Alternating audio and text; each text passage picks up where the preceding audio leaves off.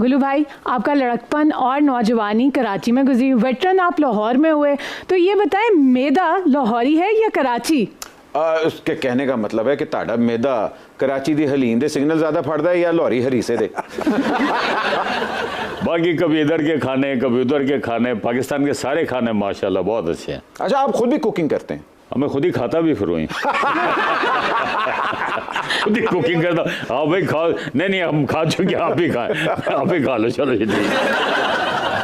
आप Pakistani film industry की cricket team के कैप्टन भी हैं, तो इस क्रिकेट टीम का इमरान खान कौन है?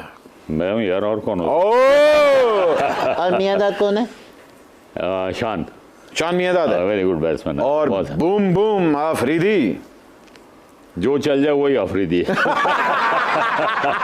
और इसके लिए पता है, मैं आपको एक बात बताऊं, वेलफेयर के बड़े काम किए। अच्छा।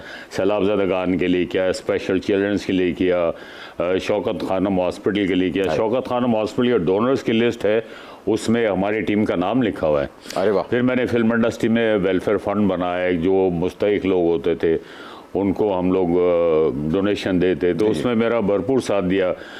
खालिद भट्ट साहब जो हमारे आर्टिस्ट हैं, उन्होंने तो मिल मिला के काम किया हम लोगों ने, बहुत अच्छा रहा वो सिलसिला। क्या बात जी, क्या बात।